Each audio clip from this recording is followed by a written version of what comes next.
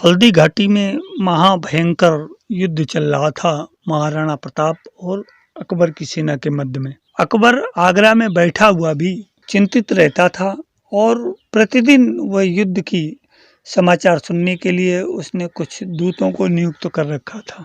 उन्हीं में से एक दूत ने आकर के अकबर से कहा, महाराणा प्रताप के घोड़े और हाथी भी उस युद्ध में हमारे घोड़े और हाथियों समेत सैनिकों को मार रहे हैं और हम उनका प्रतिकार भी नहीं कर पा रहे हैं। इस खबर को सुनकर शहंशाह अकबर एक बारगी चौंके, चकित हुए और थोड़ा चौकन्ने भी हो गए। उन्हें समझ में ही नहीं आया कि इस पर अपनी क्या प्रतिक्रिया व्यक्त करें, जिन्हें समूचा हिंदुस्तान महाबली कहता है और मानता था। उन महाबली शहंशाह ने अपनी पेशानी पर छलक उठे पसीने को पोंछा, साथ ही अपने पास बैठे अब्दुल रहीम खान खाना पर नजर डालते हुए कहा, मेवाड़ के महाराणा प्रताप काबिल तारीफ बहादुर हैं। ये बात तो सभी जानते हैं, हम खुद भी उनकी बहादुरी और शेर दिली के कायल हैं, लेकिन अब उनके घोड़े और हाथी भी इतने बहादुर व जाबाज हो गए हैं, ये सुनकर हैरानी होती है।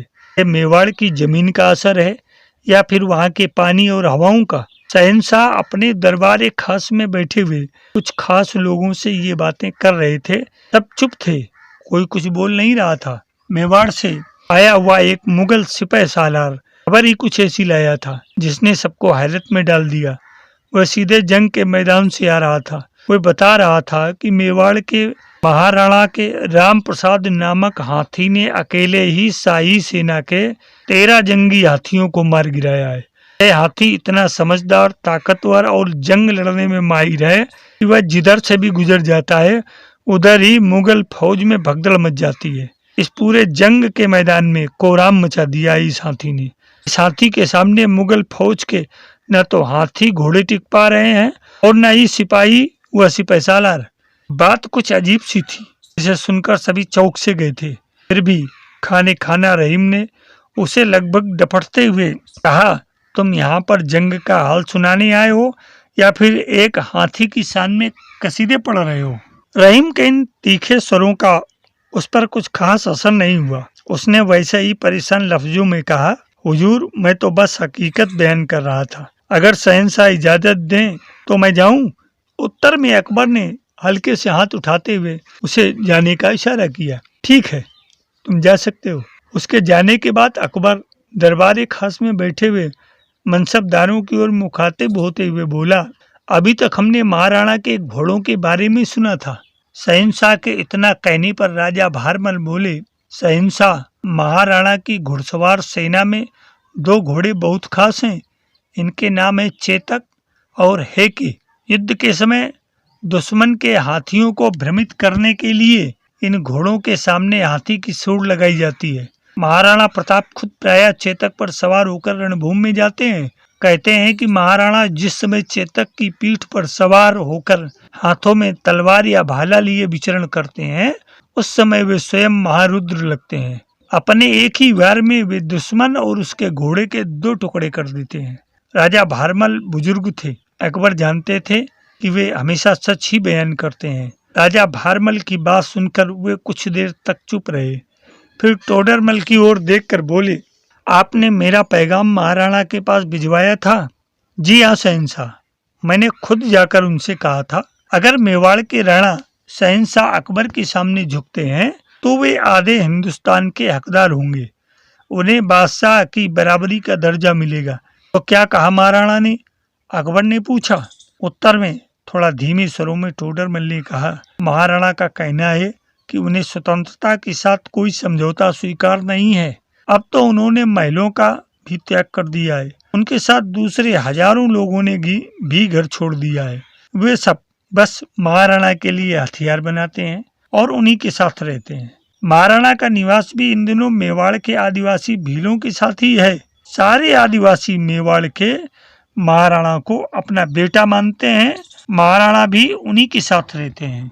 सुना है अब वे घास की रोटी खाने लगे हैं, जंगल जंगल भटकते हैं। अरावली की पहाड़ियाँ, घाटियाँ, जंगल, इन दिनों यही उनके महल हैं। राजा टोडरमल महाराणा की स्थिति बताते जा रहे थे और शहंशाह अकबर उन्हें बड़ी ध्यान से सुन रहे थे। कहीं उनके मन में किसी कोने में यह बात भी घर किए हुई थी कि मेवाड़ के महाराणा दूसरे राजपूत राजाओं से अलग हैं। वे खुदा के नेक बंदे हैं, महाराणा होते हुए भी दरवेश हैं। अपनी इसी सोच के कारण अकबर ने महाराणा को यह पैगाम भिजवाया था, लेकिन वह भी बेनतीजा रहा।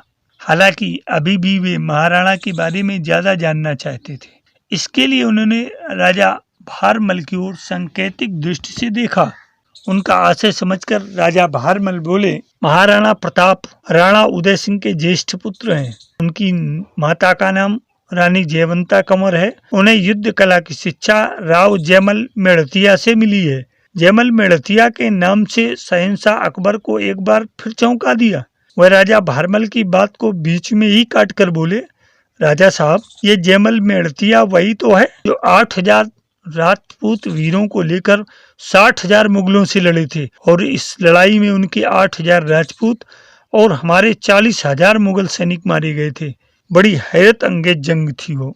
अभी हल्दी घाटी में जो जंग चल रही है वह भी कुछ कम नहीं है। अब्दुल रहीम खाना के ये कहने पर शहंशाह ने कहा, इस जंग में महाराणा और उनके हाथी राम प्रसाद को जिंदा पकड़ने के हम ख्वाहिशमंद हैं। उनकी बात सुनकर रहीम ने कहा, जहां पना हल्दी घाटी में 20,000 मेवाड़ी राजपूत 85,000 मुगल सैनिकों से जूझ रहे हैं। अल बदायूनी वहीं पर है। उनके पास आपकी ख्वाहिश पहले से ही पहुंचाई जा चुकी है। इस बात को कई दिन बीत गए और तब एक दिन अल बदायूनी खुद महाराणा के साथी महाराणा के हाथी राम प्रसाद को कैद करके शहंशाह अकबर के सामने हाजिर हुआ। वह अपनी इस कामयाबी की दास्तान खुद शहंशाह के सामने बयान करना चाहता था। शहंशाह जलालुद्दीन मोहम्मद अकबर ने उसे दरबार खास में बुलाया और हकीकत बयान करने के लिए कहा। अल बदायूनी ने इस पर कहा, हुजूर, महाराणा उनका घोड़ा चेतक तो जैसे हवा है, उन्हें कैद करना तो नामुमकिन है। महाराणा चेतक पर बैठकर हल्दी घाटी से निकल गए। सुना है एक टांग टूटने के बावजूद घायल चेतक ने उन्हें 26 गज चौड़ा नाला पार कराया। बाद में वह वहीं मर गया। उनके हाथी राम प्रसाद को पकड़ने के लिए हमने 7 बड़े हाथियों का घेरा बनाया, उस पर 14 मावतों को बिठाया, तब कहीं जाकर उस राम प्रसाद हाथी को पकड़ने में कामयाबी मिली। महाराणा न सही, उनका हाथी ही सही। इस कामयाबी को देखने के लिए शहंशाह बाहर आए जहाँ हाथी खड़ा था। उसे देखकर शहंशाह बस देखते रह गए। पर्वताकार महागज राम प्रसाद को देखते ही उन्होंने कहा, ऐसा एक भी मुगल फौज में हाथी नहीं, इसकी अच्छे से अच्छे देखभाल की जाए, इसे हम अपने लिए रखेंगे। ऐसा कहते हुए उन्होंने राम प्रसाद का नाम पीर प्रसाद कर दिया। अकबर की आज्ञा पाकर ढेरों मुगल सैनिक महागज राम प्रसाद की सेवा में लग गए। उसके सामने गन्ने का ढेर लगाया गया, पीने के लिए पानी रखा गया, खाने पीने की और भी अनेक चीजें उसके सामने रखी गईं। लेकिन वह हाथी भी महाराणा की भांति ही स्वाधीनता का भक्त था। मुगलों की अधीनता उसे स्वीकार न थी। फिर महाराणा भी तो कहीं उसकी यादों में बसे थे। स्वामी भक्त हाथी ने 18 दिनों तक न तो मुगलों का दिया गन्ना खाया और न पानी पिया, बस वहीं शहीद हो गया। देखकर शहंशाह अकबर और उसकी फौज के सिपाही ये सोचने पर मजबूर हो गए कि जिसके हाथी को हम सब मिलकर नहीं झुका पाए, उस महाराणा प्रताप को भला कौन और कैसे झुका पाएगा। ये तो नामुमकिन और बिल्कुल असंभव कार्य है जो किसी के बस का नहीं है।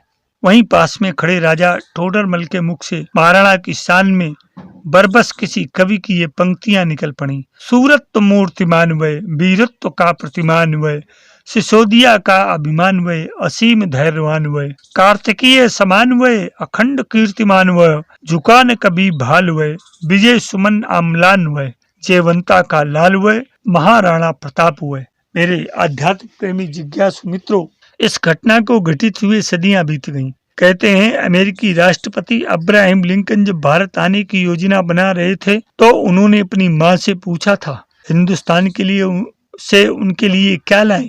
तब माँ ने कहा, उस महान देश की वीर भूमि हल्दी घाटी से एक मुट्ठी मिट्टी लाना, जहाँ के राजा ने आने हिंदुस्तान के बदले अपनी मातृभूमि को चुना। दुर्भाग्य से लिंकन का यह दौरा रद्द हो गया, लेकिन बुक ऑफ प्रेसिडेंट यूएसए पुस्तक में इस सच को आज भी पढ़ा जा सकता है। इस देश के लिए अपनी आन मान शान और जान कुर्बान करने वाले उस मेवाड़ की माटी के लाल उदय सिंह के ज्येष्ठ पुत्र महाराणा प्रताप ऐसा सूरवीर इस धरती पर आज तक न हुआ है न होगा। उनकी शूरता और वीरता इतिहास के पन्नों का विषय नहीं है। हम सब भारतीयों को, हम सब सनातन प्रेमियों को उनसे प्रेरणा लेकर के आगे बढ़ने की आवश्यकता है। हमारे जीवन में ऊर्ध्वमुख होकर के चलने की प्रेरणा देते हैं। मेरे प्रेमियों, इस कहानी से आप जीवन में साहस, निष्ठा, श्रद्धा, भक्ति और मातृभूमि के प्रति अपने लगाव को भी सोचने पर मजबूर हो जाएंगे। आशा ये कहानी आपको पसंद आएगी। इसको लाइक, शेयर, सब्सक्राइब, कमेंट अवश्य करें और अपने इष्ट मित्रों को भी इसे साझा करें। सफल जीवन की यात्रा के इस अंक में आज इतना ही। धन्यवाद, नमस्कार, जय हिंद, जय भारत।